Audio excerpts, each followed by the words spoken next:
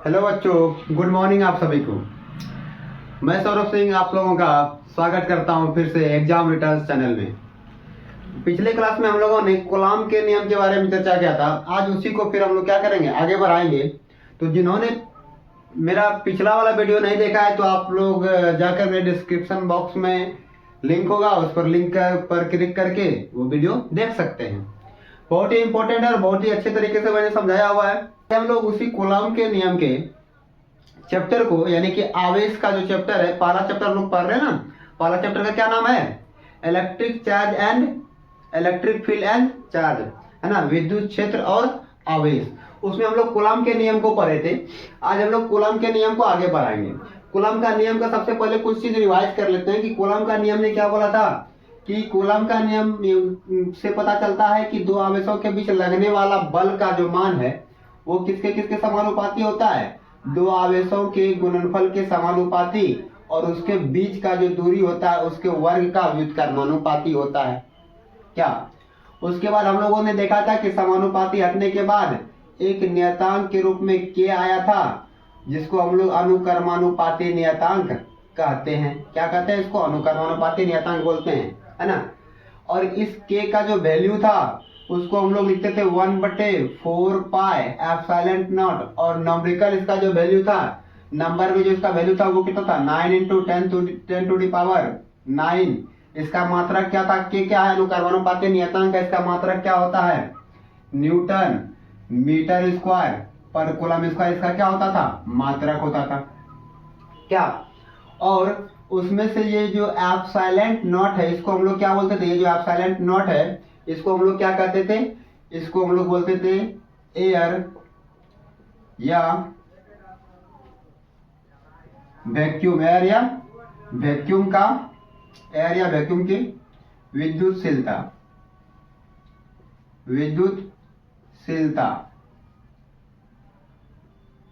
Air या vacuum की विद्युतशीलता, है ना। ये सब मैंने हम लोगों ने पिछले वीडियो में पढ़ा था। और इसका मान कितना होता था वो भी हम लोग जान चुके थे। कितना होता है? 8.85 × 10⁻⁻12। इसका मात्रक कितना होता है? विद्युतशीलता का मात्रक क्या होता है? पर न्यूटन पर मीटर स्क्वायर कूलम स्क्वायर, यानी इसका ठीक इसका उल्टा होता है। ठीक है, यहाँ तक हम लोगों ने पढ़ा था। तो आप लोगों को आगे बढ़ा दें। आगे आप लोगों को बताते हैं कि इसमें क्या होता है कि इस पर दो आवेशों के बीच लगने वाला बल का परिमाण जो है उसके दूरी के अनुदिश होती है। मतलब जिधर उसका दूरी होगा उसी के अनुदिश इसका बल का परिमाण भी होता है।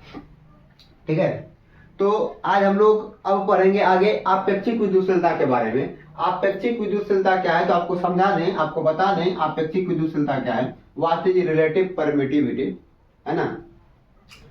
तो आपेक्षिक विद्युतशीलता को सबसे पहले हम लोग जान लेते हैं कि उसको हम लोग एप्सिलॉन आर से, किससे? एप्सिलॉन आर से या के से दर्शाते हैं। किसे दर्शाते हैं? एप्सिलॉन आर या के से दर्शाते हैं। किसको? आपेक्षिक विद्युतशीलता को, है ना। तो हम लोग सबसे पहले अब जानने का प्रयास करेंगे कि आपेक्षिक विद्युतशीलता क्या है। आपेक्षिक विद्युतशीलता क्या है? आपेक्षिक विद्युतशीलता, आपेक्षिक विद्युतशीलता क्या है ना। What is relative permittivity. तो देखिए आपेक्षिक विद्युतशीलता को हम लोग अभी तुरंत बताए थे किससे सूचित करते हैं? ई आर से सूचित करते हैं। तो या तो आपेक्षिक विद्युतशीलता को हम लोग इसके डेफिनेशन से फार्मूला बना लें या फिर फार्मूला से इसका डेफिनेशन बना लें, कुछ भी हो सकता है, कोई दिक्कत नहीं है, आसान चीज है आपेक्षिक विद्युतशीलता। हम लोग यहाँ पर क्या देख रहे थे? हवा या निर्वात की विद्युतशीलता को एप्सिलॉन नॉट से बोलते हैं। आप लोगों को एक चीज बताए थे, कूलॉम का नियम जो है ना ये माध्यम पर निर्भर करता है ना। अगर माध्यम इसका हवा या निर्वात है तो यहाँ पर इसका जो आवेशों के बीच में जो बल होगा वो बहुत ज्यादा होगा। अगर कोई माध्यम आ गया बीच में तो उसमें क्या होता है? बल में कमी आ जाती है ना। तो आपेक्षिक विद्युतशीलता का जो फार्मूला होता है वो क्या होता है? एप्सिलॉन आर बराबर एप्सिलॉन एम बटे एप्सिलॉन नॉट। तो इस फार्मूला से हम लोग डेफिनेशन कैसे बना सकते हैं? इस फार्मूला से डेफिनेशन कैसे बना सकते हैं? तो देखिए क्या होता है इसमें हम लोग क्या देखें कि ये एम है। एम मतलब होता है माध्यम। क्या होता है? माध्यम।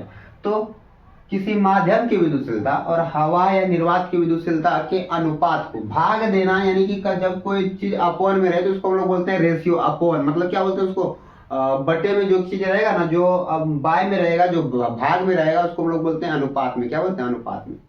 तो हवा या निर्वात की विद्युतशीलता, यानी कि हम लोग क्या बोलेंगे, अपेक्षिक विद्युतशीलता का परिभाषा क्या बोलेंगे कि माध्यम की विद्युतशीलता और हवा या निर्वात की विद्युतशीलता के अनुपात को अपेक्षिक विद्युतशीलता कहते हैं। क्या कहते हैं? अपेक्षिक विद्युतशीलता कहते हैं। तो इसका डेफिनेशन हम लोग क्या लिख सकते हैं? इसका डेफिनेशन क्या लिखेंगे? किसी माध्यम की विद्युतशीलता, किसी माध्यम की विद्युतशीलता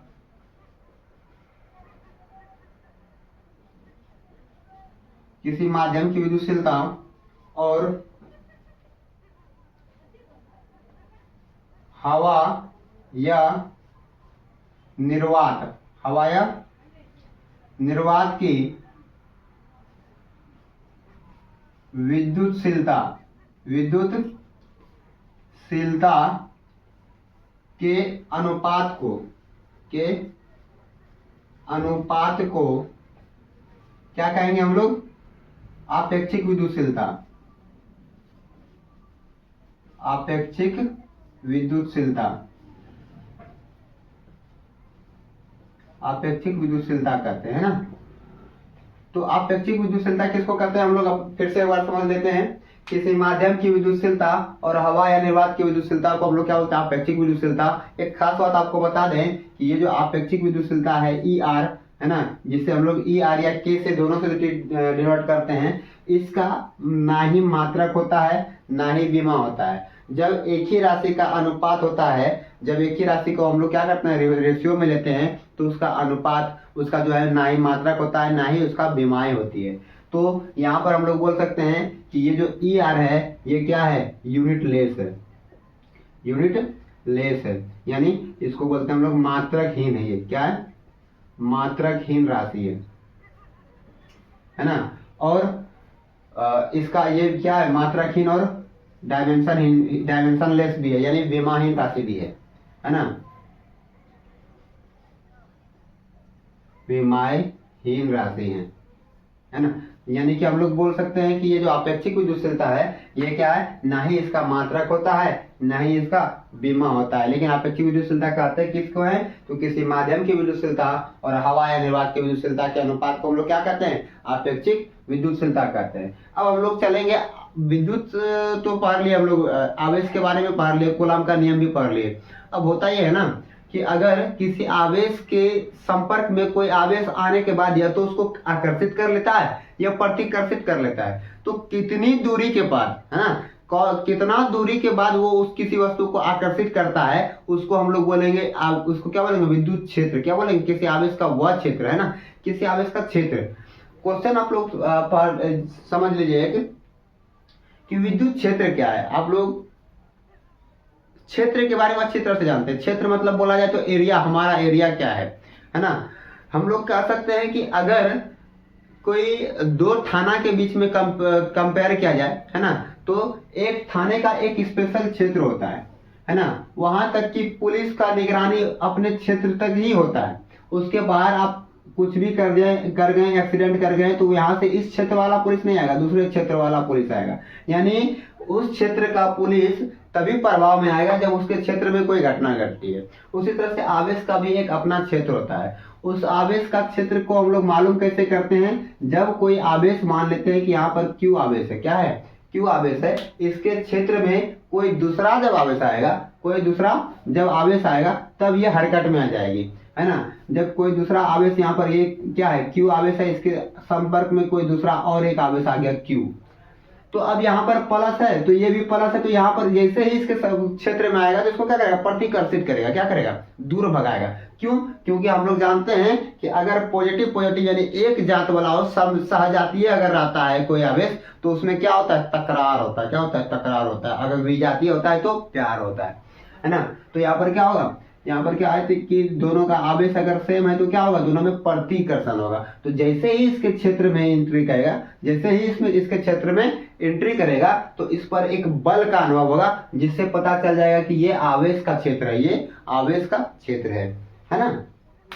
तो उस तरह से हम लोग कह सकते हैं कि किसी आवेश का विद्युत क्षेत्र किसको बोलेंगे, किसी आवेश का वह क्षेत्र जिसमें किसी अन्य आवेश के आने से, जिसमें किसी अन्य आवेश के आने से क्या होता है, आकर्षण या प्रतिकर्षण बल का अनुभव होता है, आकर्षण या प्रतिकर्षण बल का अनुभव होता है। तो उसको हम लोग क्या कहते हैं, विद्युत क्षेत्र कहेंगे। क्या कहेंगे, विद्युत क्षेत्र कहेंगे। यानी अगर हम लोग को डेफिनेशन के तौर पे लिखने के लिए अगर बोला जाए कि इलेक्ट्रिक फील्ड क्या है, व्हाट इज इलेक्ट्रिक फील्ड, अगर बोला जाए तो क्या लिखेंगे उसके बारे में, इलेक्ट्रिक फील्ड के बारे में।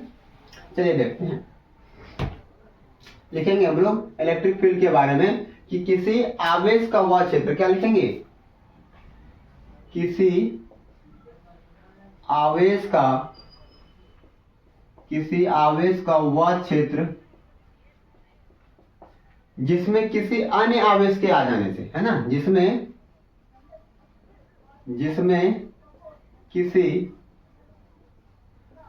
अन्य आवेश के आ जाने से, अन्य आवेश के आने से आकर्षण या प्रतिकर्षण यानी कोई बल का अनुभव हुआ ना, तो आने से आकर्षण या प्रतिकर्षण, आकर्षण या प्रतिकर्षण बल का अनुभव होता है, बल का क्या होता है, अनुभव होता है। तो उसे क्या कहते हैं हम लोग, तो उसे इलेक्ट्रिक फील्ड कहते हैं, इलेक्ट्रिक फील्ड कहते हैं। तो इलेक्ट्रिक फील्ड कब कहेंगे, कब मालूम चलेगा कि किसी के आवेश, किसी का क्षेत्र में हम लोग चले गए, जैसे ही उसके क्षेत्र में आएंगे तो उसके द्वारा उस पर जो बल लगाया जाएगा, जो बल का अनुभव होगा, या तो प्रतिकर्षण का होगा या फिर आकर्षण का होगा, या तो तकरार होगा या फिर प्यार होगा।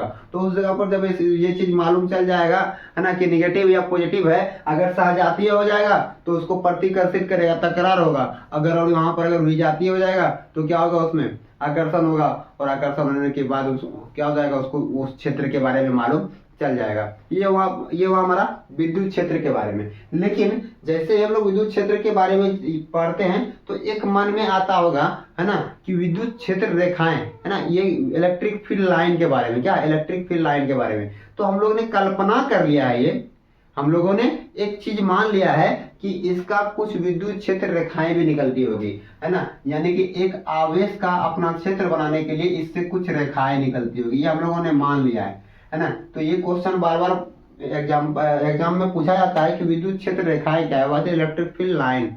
इलेक्ट्रिक फील्ड लाइन की कुछ अपनी विशेषताएं होती है, ये जानते हैं। इलेक्ट्रिक फील्ड लाइन जो है वो कर्व भी हो सकती है ना, वो स्ट्रेट भी हो सकती है ना। तो हम लोग बोल सकते हैं कि इलेक्ट्रिक फील्ड लाइन के बारे में कि यह सीधी और कर्व रेखा है, यह सीधी और क्या है, कर्व रेखा है। इलेक्ट्रिक फील्ड लाइन क्या है, सीधी और कर्व रेखा है। तो इसका कुछ महत्वपूर्ण चीज हम लोग देख लेते हैं, जिसके बारे में, इलेक्ट्रिक फील्ड लाइन के बारे में। इलेक्ट्रिक फील्ड लाइन के बारे में इंपॉर्टेंट है, इसको आप लोग ध्यान से देखिएगा। इलेक्ट्रिक फील्ड लाइन क्या है, इलेक्ट्रिक फील्ड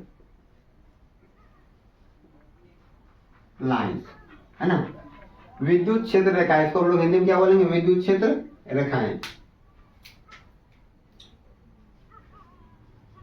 विद्युत क्षेत्र रेखाएं।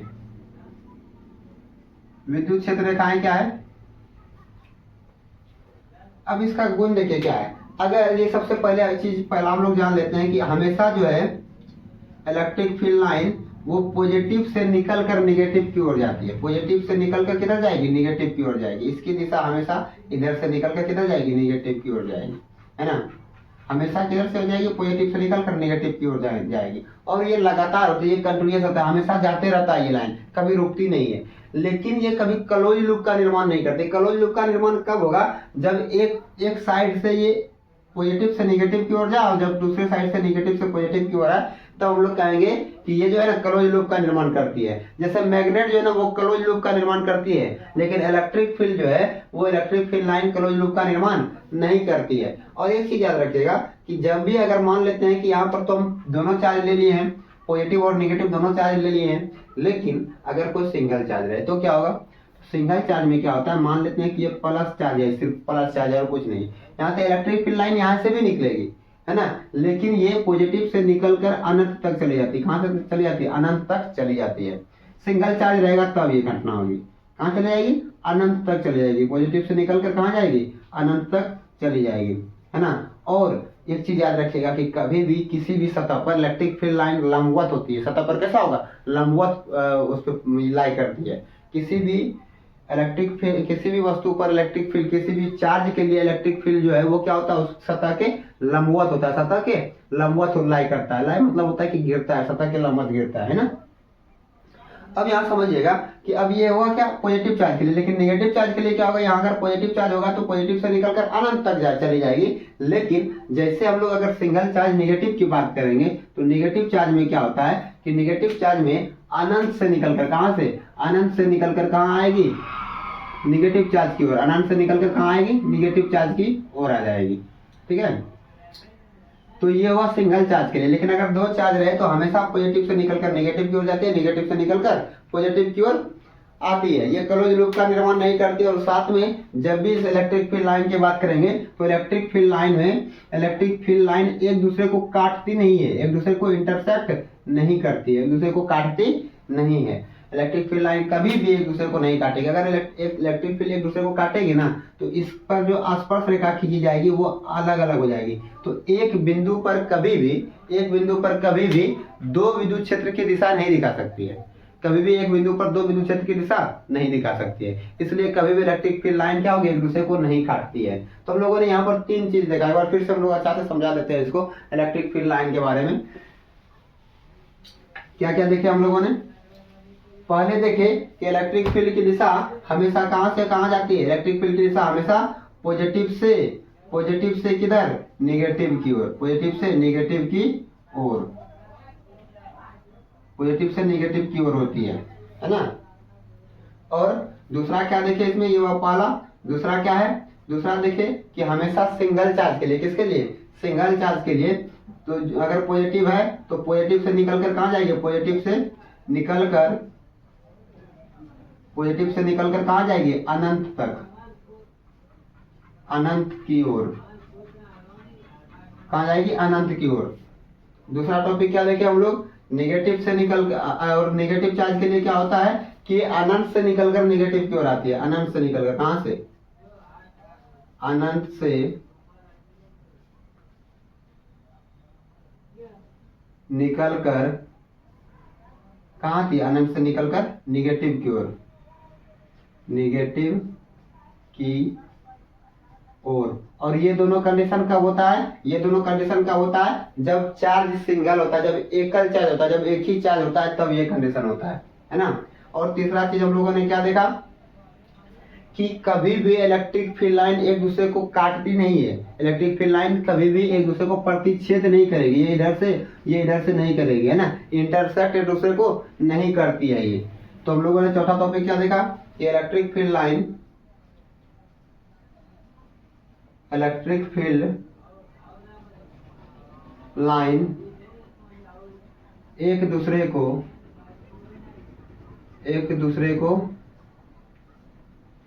दूसरे को काटती नहीं है, है ना। एक दूसरे को नहीं काटेगी कभी इलेक्ट्रिक फील्ड लाइन, एक दूसरे को नहीं काटेगी। और अब इसमें पांचवा क्या देखेंगे? अगर इलेक्ट्रिक फील्ड लाइन एक समान हो, अगर इलेक्ट्रिक फील्ड लाइन, अगर मान लेते हैं कि इलेक्ट्रिक फील्ड विद्युत क्षेत्र एक समान हो तो उसमें जो इलेक्ट्रिक फील्ड लाइन होगा एक दूसरे के क्या होगा? समांतर जाएगी, है ना। तो पांचवा हम लोग क्या देखेंगे?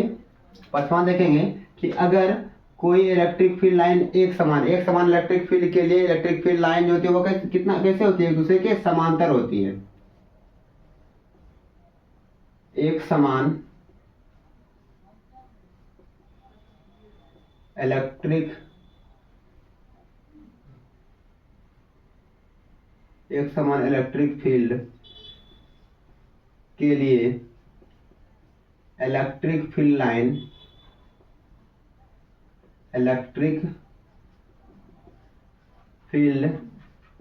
लाइन एक दूसरे के क्या होती है, समांतर होती है, एक दूसरे के समांतर होती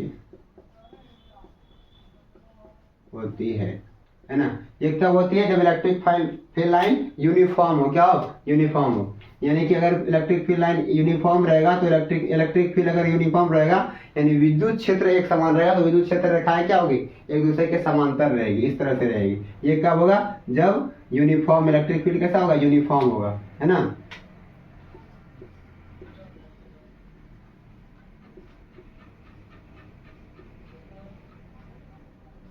जब कैसा होगा, यूनिफॉर्म हो जाएगा। जब इलेक्ट्रिक फील्ड लाइन यूनिफॉर्म होता है तो जब इलेक्ट्रिक फील्ड यूनिफॉर्म होता है तो क्या होता है, इलेक्ट्रिक फील्ड लाइन एक दूसरे के समांतर होती है ना।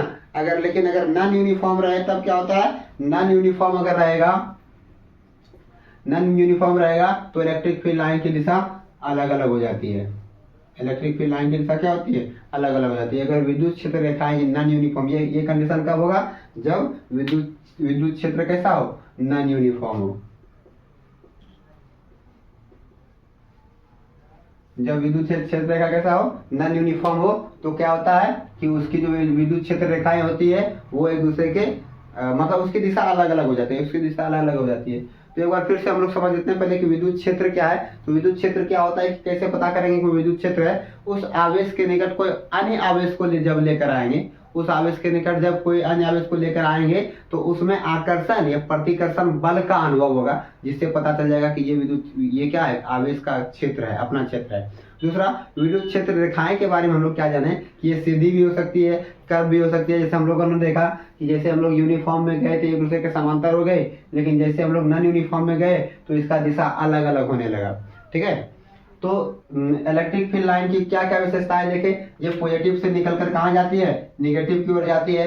पॉजिटिव से निकलकर निगेटिव की ओर जाती है, लेकिन अगर सिर्फ सिंगल पॉजिटिव चार्ज रहे तो पॉजिटिव से निकलकर कहाँ जाएगी, अनंत की ओर चली जाएगी। और अगर क्या बोलते हैं उसको, अगर सिर्फ नेगेटिव रहे, सिर्फ नेगेटिव चार्ज रहे तो अनंत से निकलकर कहाँ आएगी, निगेटिव तक, अनंत से निकलकर कहाँ आएगी, निगेटिव चल जाएगी। और इलेक्ट्रिक फील्ड लाइन एक दूसरे को काटती नहीं है, कभी भी इलेक्ट्रिक फील्ड लाइन एक दूसरे को नहीं काट सकती है। और नेक्स्ट यहाँ पर क्या देखें, एक समान इलेक्ट्रिक फील्ड में इलेक्ट्रिक फील्ड लाइन कैसा होता है, यूनिफॉर्म होता है। और समान में नॉन यूनिफॉर्म। अगर इलेक्ट्रिक फील्ड एक समान हो तो इलेक्ट्रिक फील्ड लाइन यूनिफॉर्म यानी एक दूसरे के समांतर रहेगा, एक दूसरे के क्या हो जाएगा, समांतर हो जाएगा। और अगर इलेक्ट्रिक फील्ड नॉन यूनिफॉर्म रहे तो एक दूसरे के समांतर नहीं होता है, पैरेलल में नहीं होता है।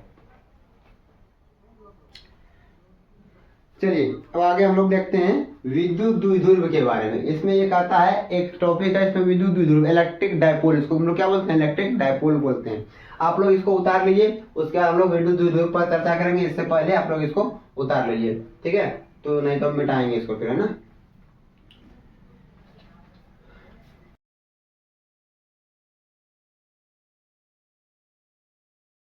नेक्स्ट चर्चा हम लोग क्या करेंगे, इलेक्ट्रिक डायपोल के बारे में। इलेक्ट्रिक डायपोल के बारे में क्वेश्चन क्या है, what is electric dipole, electric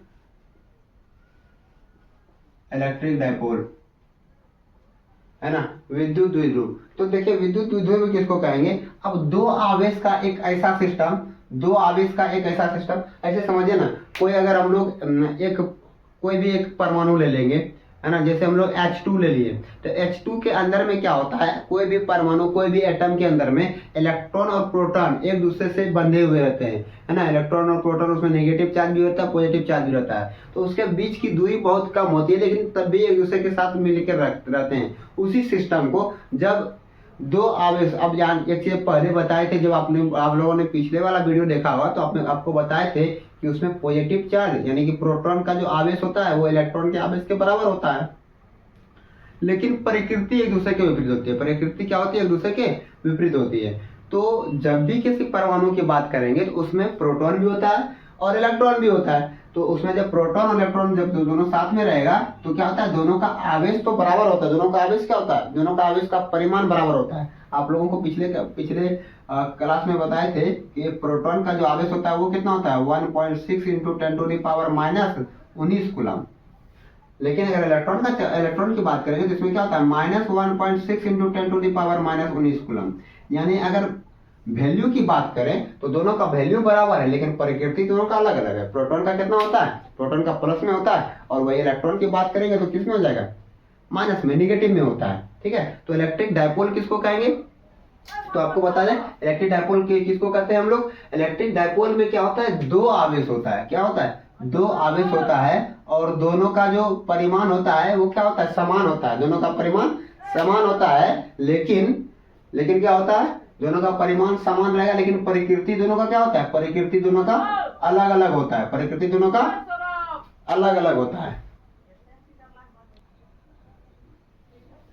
हाँ, इलेक्ट्रिक डायपोल में क्या बताए थे, एक तरफ क्या होता है, प्लस चार्ज होता है, एक तरफ माइनस चार्ज हो जाएगा। यानी दोनों का परिमाण तो समान होता है, लेकिन प्रकृति दोनों की क्या होती है, एक दूसरे के विपरीत हो जाती है। इसी को हम लोग बोलते हैं, इसको एक स्पेशल नाम देते हैं हम लोग, इलेक्ट्रिक डायपोल। क्या नाम देते हैं, इस इलेक्ट्रिक डायपोल नाम देते हैं। तो ऐसा सिस्टम है ना, आवेशों का ऐसा सिस्टम जिसमें हम लोग क्या देखेंगे, दो आवेश तो रहेगा, दोनों का परिमाण बराबर होगा, दोनों का जो वैल्यू होगा वो क्या होगा, एक दूसरे के बराबर होगा, लेकिन दोनों का प्रकृति दोनों का क्या होना चाहिए, अलग अलग होना चाहिए। एक पॉजिटिव तो एक दूसरा क्या होना चाहिए, नेगेटिव होना चाहिए। अगर ऐसा सिस्टम रहेगा तो उसको हम लोग क्या किस नाम से जानेंगे, इलेक्ट्रिक डायपोल के नाम से जानेंगे। साथ ही इसकी जो लंबाई होती है ना बीच की, ये जो बीच की दूरी होती है, इसको हम लोग 2L या फिर 2A से मानते हैं। क्या मानते हैं हम लोग, क्या इसको मानते हैं हम लोग, इसके बीच की दूरी को 2L या फिर 2A से मानते हैं, है ना।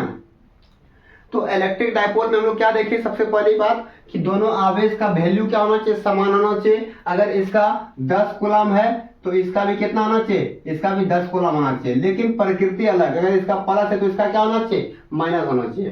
तो इसमें इलेक्ट्रिक डायपोल में दोनों आवेशों का परिमाण समान, लेकिन प्रकृति एक दूसरे की जब अलग अलग होती है तो उसको हम लोग बोलते हैं इलेक्ट्रिक डायपोल कहते हैं। क्या बोलेंगे, इलेक्ट्रिक डायपोल कहेंगे। और इलेक्ट्रिक डायपोल के बीच की लंबाई को हम लोग बोलते हैं इलेक्ट्रिक, उसका जो बीच की लंबाई होती है उसको हम लोग 2L या 2A से माना जाता है ना।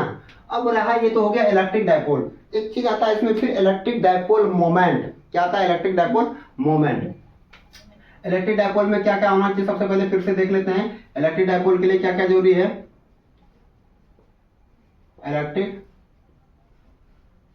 इलेक्ट्रिक डायपोल को हम लोग बोलते हैं विद्युत द्विध्रुव। विद्युत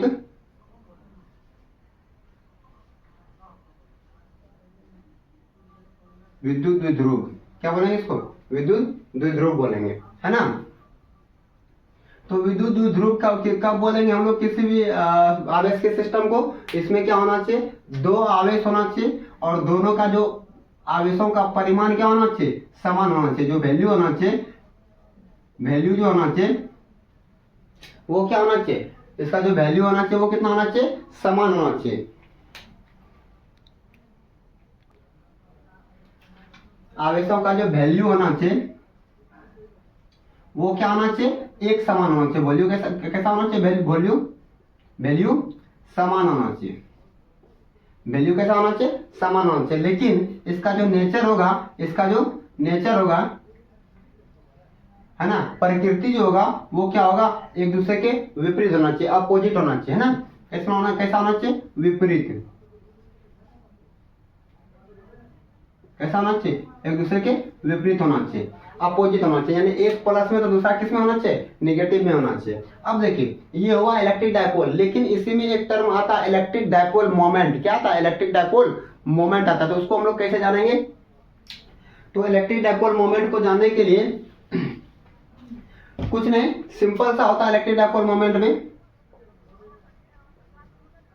इलेक्ट्रिक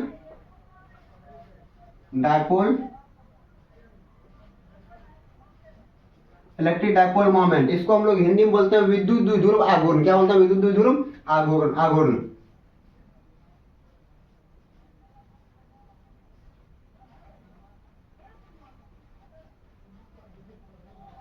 विद्युत द्विध्रुव आघूर्ण।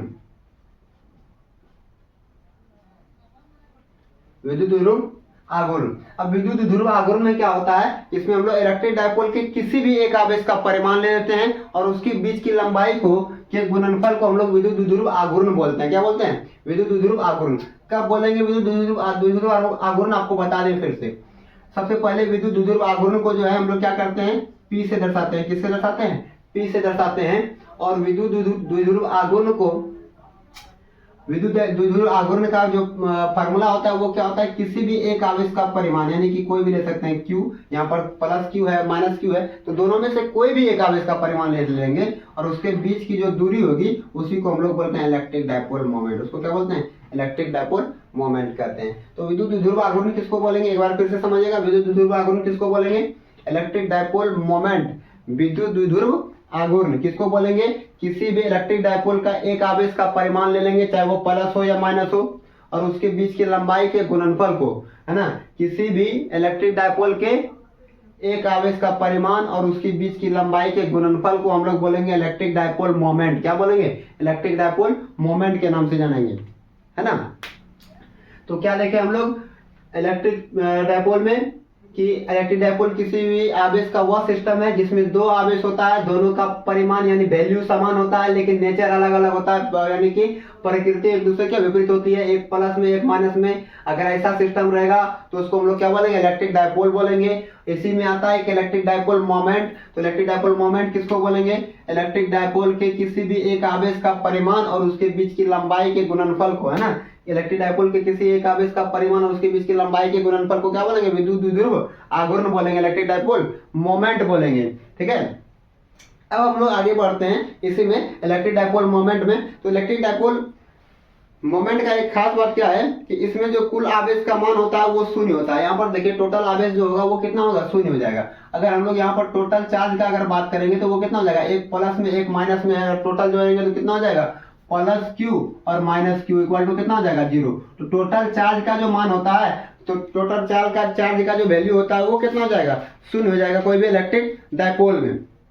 लेकिन अगर यहाँ पर बात करें इलेक्ट्रिक फील्ड इंटेंसिटी, तो इसके कारण से इलेक्ट्रिक फील्ड इंटेंसिटी शून्य नहीं होती है। तो अभी हम लोग इलेक्ट्रिक फील्ड इंटेंसिटी के बारे में जाने नहीं है, उसके बारे में पहले जानेंगे इलेक्ट्रिक फील्ड इंटेंसिटी होता क्या है ना, इलेक्ट्रिक फील्ड इंटेंसिटी क्या है। तो अब उसी के बारे में उसी पर हम लोग आएंगे। उससे पहले हम लोग जान लें कि विद्युत द्विध्रुव आघूर्ण जो है इलेक्ट्रिक डायपोल मोमेंट, इसका SI मात्रक क्या हो जाएगा। तो देखिए इलेक्ट्रिक डायपोल मोमेंट का SI मात्रक क्या हो जाएगा?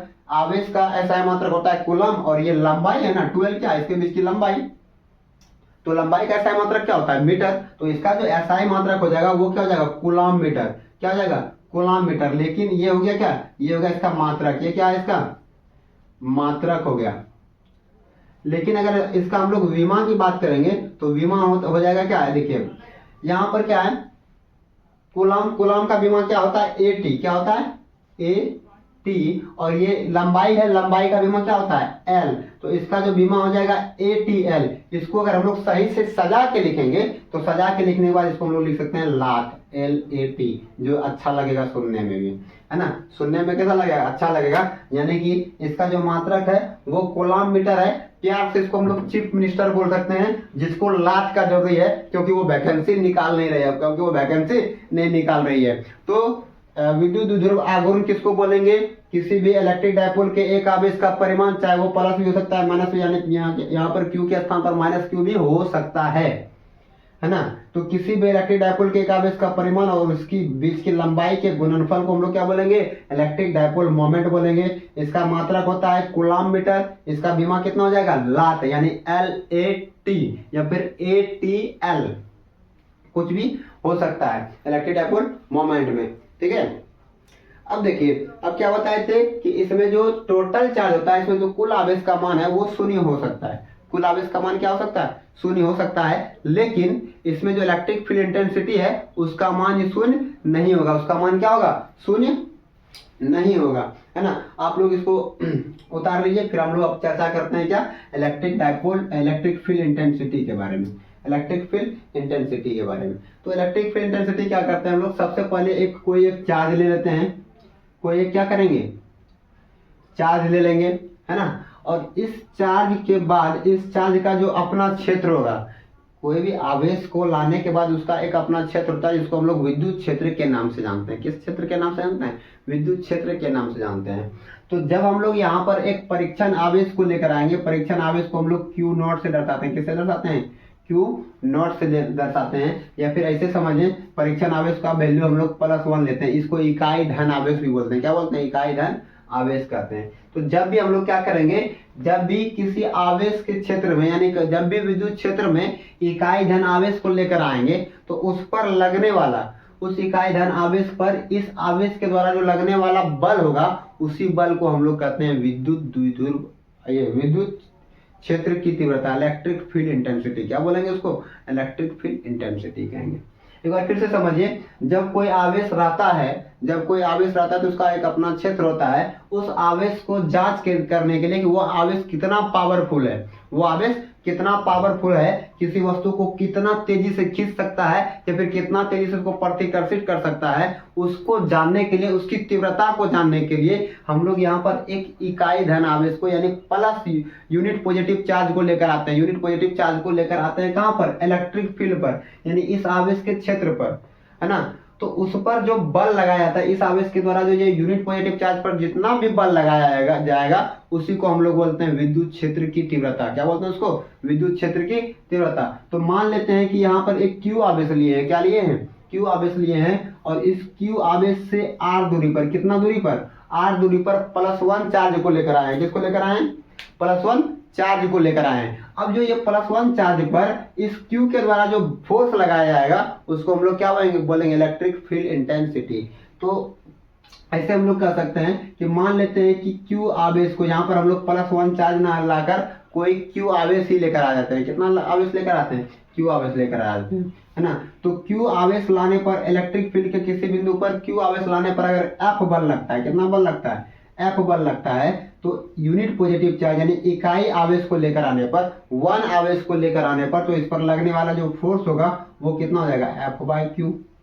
ठीक उसी प्रकार से आप समझिएगा, यदि ऐसे समझिए, यदि 10 सेब का दाम 100 रुपया है तो एक सेब का दाम कितना हो जाएगा? 100/10 क्या करेंगे? डिवाइड करेंगे। उसी प्रकार से अगर Q आवेश पर, किस पर? Q आवेश पर F बल लगता है। कितना बल लगता है? F बल लगता है, तो इकाई धन आवेश पर लगने वाला बल कितना हो जाएगा? F/Q हो जाएगा। कितना हो जाएगा? F/Q हो जाएगा। और इसी इकाई धन आवेश पर लगने वाले बल को ही हम लोग कहते हैं विद्युत क्षेत्र की तीव्रता।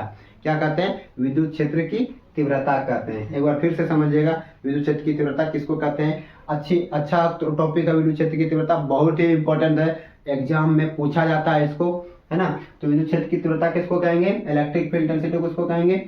यानी इलेक्ट्रिक फील्ड में, कोई भी आवेश का क्षेत्र में, है ना, इलेक्ट्रिक फील्ड में जब इकाई धन आवेश को लेकर आएंगे तो उस पर जो फोर्स लगेगा, उस पर जो बल लगेगा, उसी बल को हम लोग विद्युत क्षेत्र की तीव्रता कहते हैं। और उसी विद्युत क्षेत्र की तीव्रता को हम लोग ई के द्वारा दर्शाते हैं। किसके द्वारा दर्शाते हैं? ई के द्वारा दर्शाते हैं। तो जैसे ही इस पर फोर्स लगेगा, जितना फोर्स लगेगा उस फोर्स को हम लोग बोलेंगे इलेक्ट्रिक फील्ड इंटेंसिटी।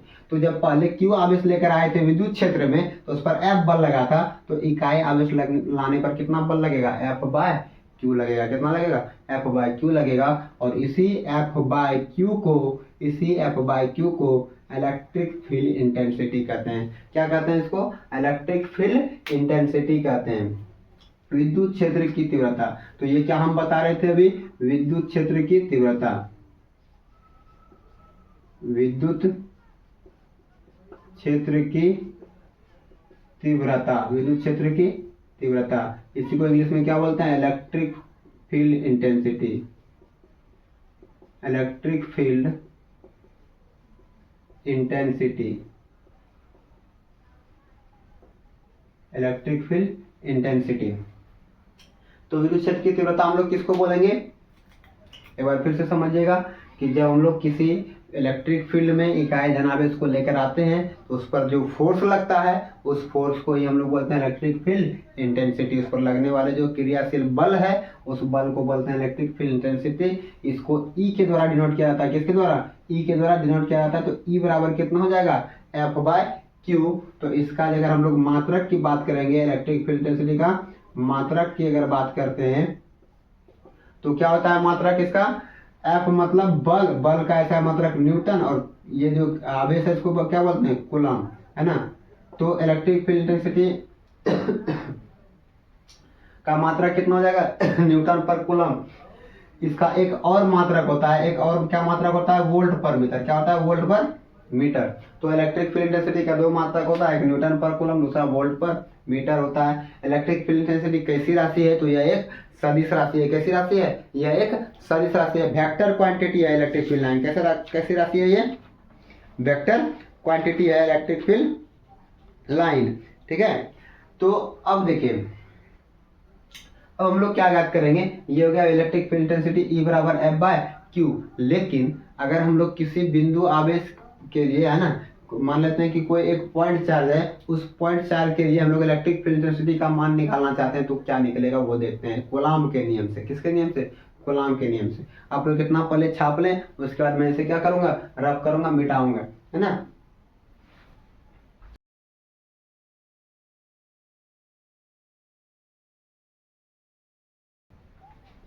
यहाँ से आगे बढ़ने के लिए हम लोग को क्या जरूरी है, यहाँ से आगे बढ़ने के लिए एक बहुत ही इंपॉर्टेंट विद्युत क्षेत्र का व्यंजक ज्ञात करना पड़ता है, जिससे क्या होता है कि पूरा विद्युत क्षेत्र की तीव्रता उसी व्यंजक के द्वारा ज्ञात किया जाता है। तो ये बहुत ही इंपॉर्टेंट है, इसको गौर से देखिएगा आप लोग, है ना, बहुत ही अच्छा है। तो ये यहाँ पर क्वेश्चन क्या हो जाएगा, किसी बिंदु के लिए, किसी बिंदु आवेश के लिए, किसी बिंदु पर, किसी बिंदु आवेश के लिए किसी बिंदु पर विद्युत क्षेत्र की तीव्रता का व्यंजक प्राप्त करें, है ना। तो क्वेश्चन क्या हो जाएगा,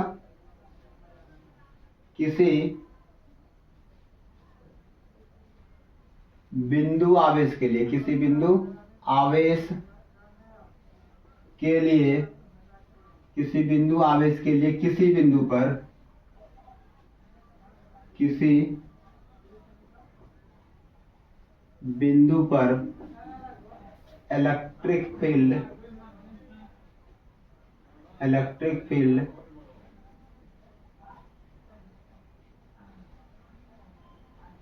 इलेक्ट्रिक फील्ड इंटेंसिटी का व्यंजक प्राप्त करें, व्यंजक प्राप्त करें। क्वेश्चन यही रहता है ना। और ये व्यंजक इतना इंपॉर्टेंट है कि आगे अभी आपको जो भी व्यंजक हमको प्राप्त करना पड़ेगा, जो भी हम लोग व्यंजक निकालेंगे इससे आगे, वो सभी इसी व्यंजक से निकलेगा, इसी व्यंजक पर निर्भर करेगा। तो बहुत ही छोटा व्यंजक है, हालांकि ये 3 नंबर का प्रश्न है, पूछा जाता है हमेशा, बराबर जो है हर एक बोर्ड में पूछा जाता है, चाहे वो झारखंड बोर्ड हो, बिहार बोर्ड हो, यूपी बोर्ड हो, है ना, या फिर कोई भी बोर्ड हो, या फिर सीबीएसई हो, कोई भी एग्जाम होगा। तो अगर 12th का वो एग्जाम हो रहा है तो ये क्वेश्चन बहुत फेमस है इसमें, है ना, क्योंकि इसी क्वेश्चन पर इलेक्ट्रिक फील्ड इंटेंसिटी निर्भर रहती है। तो इस पर हम लोग क्या देखेंगे, यहाँ पर साफ बोल रहा है कि कोई भी एक बिंदु आवेश, मान लेते हैं कि यहाँ पर एक क्यू लेते हैं बिंदु आवेश, जिससे किसी भी बिंदु पर, यहाँ पर एक बिंदु मान लेते हैं कि इस बिंदु पर हमको क्या ज्ञात करना है, इस बिंदु पर ज्ञात करना इलेक्ट्रिक फील्ड इंटेंसिटी। तो जब भी हम लोग किसी बिंदु पर इलेक्ट्रिक फील्ड इंटेंसिटी ज्ञात करते हैं, तो वहां पर हम लोग लेते हैं +1 चार्ज। क्या लेते हैं, +1 चार्ज। अभी तुरंत बताए थे कि एक तरह से ये जांच होता है कि उसमें कितना क्षमता है खींचने का, और कितना क्षमता उसको दूर भगाने का, कितना क्षमता से उसको क्या कर सकते हैं, अट्रैक्ट कर सकते हैं, कितना क्षमता से उसको प्रतिकर्षित कर सकते हैं, कितनी क्षमता से उसको क्या कर सकते हैं, कितनी क्षमता उसमें तकरार करने का कितना क्षमता, और प्यार करने का कितना क्षमता है, उसी का जांच करने के लिए हम लोग निकालते हैं विद्युत क्षेत्र की तीव्रता, है ना। और किससे निकालते हैं, तो जब भी विद्युत क्षेत्र की तीव्रता निकालेंगे तो जिस बिंदु पर निकालेंगे उस बिंदु पर हमको +1 चार्ज को लेकर आना पड़ेगा, यूनिट पॉजिटिव चार्ज को लेकर आना पड़ेगा। तो मान लेते हैं कि ए बिंदु पर एक बिंदु आवेश है, जिससे r दूरी पर, कितना दूरी पर, r दूरी पर एक बिंदु P है, जिस पर विद्युत क्षेत्र की तीव्रता का मान ज्ञात करना है, और इस बिंदु पर हमको क्या ज्ञात करना है, E का वैल्यू ज्ञात करना है। तो देख लीजिए, सबसे पहले कूलॉम के नियम से, किसके नियम से, कूलॉम के नियम से। कूलॉम का नियम जिसने नहीं पढ़ा है वो पिछले वाला वीडियो देख लीजिएगा, बहुत ही इंपॉर्टेंट है। वो कूलॉम का नियम एग्जाम में पूछा जाता है। कूलॉम के नियम से, कूलॉम के नियम से, कूलॉम का नियम क्या कहता है, F बराबर 1/4 pi epsilon not Q1 into Q2/R², Q1 into Q2/R²। तो Q1 का मान कितना है, Q है, Q2 का मान कितना है 1 है, बटे उसके बीच की दूरी का वर्ग का स्क्वायर होता है। तो बीच का दूरी कितना है r है, तो कितना हो जाएगा r स्क्वायर। तो यहाँ पर f बराबर कितना हो जाएगा 1 बटे 4 पाई एप्सिलॉन नॉट q बटे r स्क्वायर। अभी तुरंत हम लोग पढ़े थे, इससे पहले क्या पढ़े थे, इससे पहले देखे थे हम लोगों ने कि किसी भी वस्तु पर इकाई धन किसी भी आवेश, किसी भी विद्युत क्षेत्र में जब इकाई धन आवेश को लेकर आते हैं तो उस पर जो बल लगता है, उस पर जो फोर्स लगता है, उसी फोर्स को हम लोग क्या कहते थे, विद्युत क्षेत्र की तीव्रता। तो यहाँ से डेफिनेशन क्या कहता है ना, परिभाषा क्या कहता है, परिभाषा क्या कहता है कि इस पर जो लगने वाला फोर्स होगा वही किसके बराबर होगा, इलेक्ट्रिक फील्ड इंटेंसिटी के बराबर होगा। यानी कि इस पर जो इलेक्ट्रिक फील्ड इंटेंसिटी इकाई धन आवेश को लाने के बाद जो उस पर फोर्स लगेगा, उसी फोर्स को हम लोग क्या कहेंगे, विद्युत क्षेत्र की तीव्रता कहेंगे। तो यहाँ पर क्या हो जाएगा, E बराबर एफ बराबर E हो जाएगा। यानी यहाँ से फॉर्मूला क्या निकल गया, E बराबर 1 बटे 4 पाई एप्सिलॉन नॉट Q बटे r स्क्वायर। बहुत ही इंपॉर्टेंट फार्मूला है, इसको आप लोग VVI कर लीजिएगा। इसको क्या करना है, VVI कर लीजिएगा, क्योंकि ये क्वेश्चन 3 नंबर में पूछा जाता है, 3 नंबर में पूछा जाता है। हर एक बोर्ड में आप लोग निकाल कर देख लीजिएगा, कहीं ना कहीं किसी न किसी साल में इसको जरूर पूछा गया होगा। साथ में ये क्या होता है कि ये जो व्यंजक है, ये मेन व्यंजक है, E बराबर 1 बटे 4 पाई एप्सिलॉन नॉट Q बटे r स्क्वायर। यह एक सदिश राशि है, इसलिए हम हमेशा यहाँ पर सदिश को दर्शाने के लिए ऊपर में क्या करते हैं, एरो का निशान देते हैं। ठीक है, आज के लिए इतना ही। मिलते हैं हम लोग नेक्स्ट वीडियो में नई जानकारी के साथ। अगर वीडियो अच्छा लगे तो आप लोग अपने फ्रेंड के साथ शेयर कीजिए, साथ में चैनल को सब्सक्राइब कीजिए। अगला वीडियो इससे भी अच्छा होने वाला है और बहुत ही इंपॉर्टेंट क्वेश्चन लेकर आएंगे उसमें, तो आप लोग बेल आइकन के को जरूर दबा दीजिएगा, जिससे कि अगले वीडियो का नोटिफिकेशन आप लोगों के पास जरूर से जरूर पहुंचे। धन्यवाद।